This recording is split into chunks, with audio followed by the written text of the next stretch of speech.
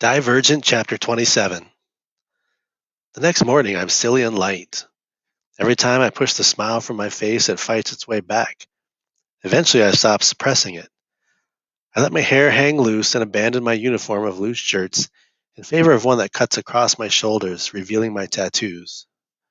"What is it with you today?" says Christina on the way to breakfast. Her eyes are still swollen from sleep, and her tangled hair forms a fuzzy halo around her face. "Oh, you know," I say, "sun shining, birds chirping." She raises an eyebrow at me as if reminding me that we are in an underground tunnel. "Let the girl be in a good mood," Will says. "You may never see it again."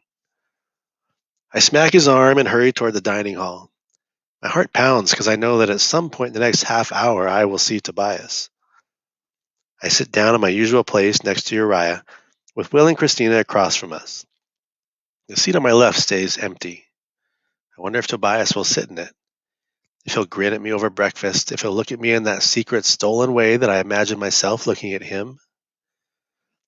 I grab a piece of toast from the plate in the middle of the table and start to butter it with a little too much enthusiasm. I feel myself acting like a lunatic, but I can't stop.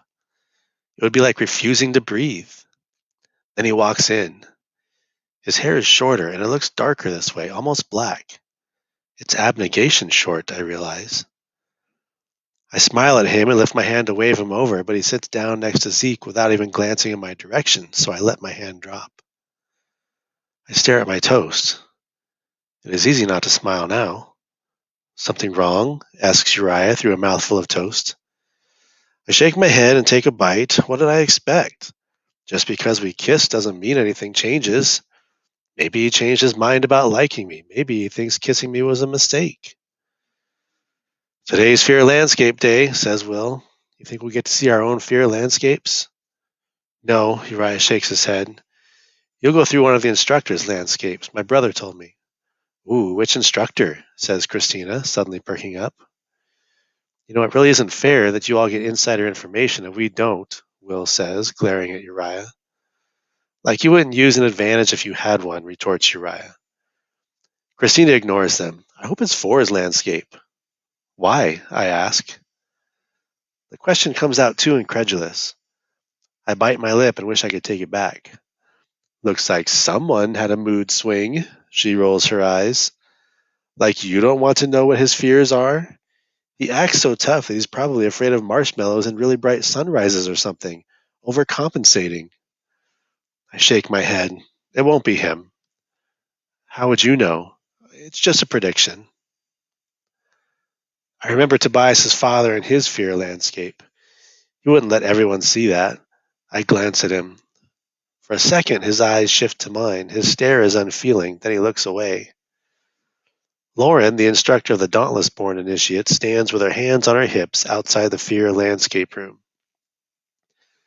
"2 years ago," she says, "I was afraid of spiders, suffocation, walls that inch slowly inward, and trapped between them, getting down, thrown out of Dauntless, uncomfortable bleeding, getting run over by a train, my father's death, public humiliation, and kidnapping by men without faces." Everyone stares blankly at her.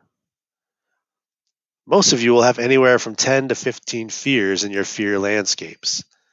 That is the average number," she says.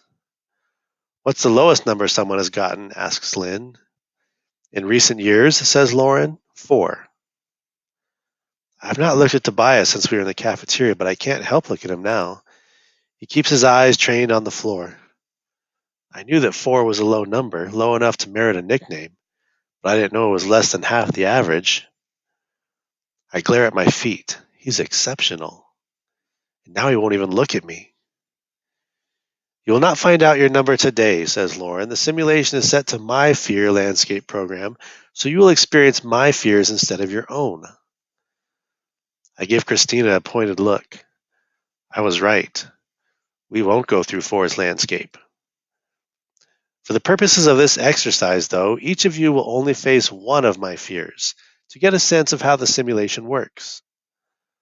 Lauren points to us at random and assigns us each a fear. I was standing in the back, so I will go close to last. The fear that she assigned to me was kidnapping. Because I'm not hooked up to the computer as I wait, I can watch the simulation, only the person's reaction to it. It is the perfect way to distract myself from my preoccupation with Tobias. Clenching my hands into fists as Will brushes off spiders, I can't see, and Uriah presses his hands against walls that are invisible to me, and smirking as Peter turns bright red during whatever he experiences in public humiliation. Then it's my turn. The obstacle won't be comfortable for me, but because I have been able to manipulate every simulation, not just this one, and because I've already gone through Tobias's landscape, I am not apprehensive as Lauren inserts the needle into my neck. Then the scenery changes and the kidnapping begins. The ground turns into grass beneath my feet, and hands clamp around my arms over my mouth. It is too dark to see. I stand next to the chasm. I hear the roar of the water. I scream into the hand that covers my mouth and thrash to free myself, but the arms are too strong. My kidnappers are too strong. The image of myself falling into darkness flashes into my mind, the same image that I now carry with me in my nightmares. I scream again. I scream until my throat hurts and I squeeze hot tears from my eyes. I knew they would come back for me. I knew they would try again. The first time was not enough. I scream again, not for help because no one will help me, but because that's what you do when you're about to die and you can't stop it. Stop, a stern voice says. The hands disappear and the lights come on. I stand on cement in the Fear landscape room. My body shakes and I drop to my knees, pressing my hands to my face. I just failed. I lost all logic. I lost all sense. Lauren's fear transformed into one of my own. And everyone saw me. Tobias saw me. I hear footsteps. Tobias marches toward me and wrenches me to my feet. What the hell was that, Stiff? My breath comes in a hiccup. I didn't. Get yourself together. This is pathetic. Something within me snaps. My tears stop. Heat races through my body, driving the weakness out of me, and I smack him so hard my knuckles burn with the impact. He stares at me, one side of his face bright with blushed blood, and I stare back. Shut up, I say. I yank my arm from his grasp and walk out of the room.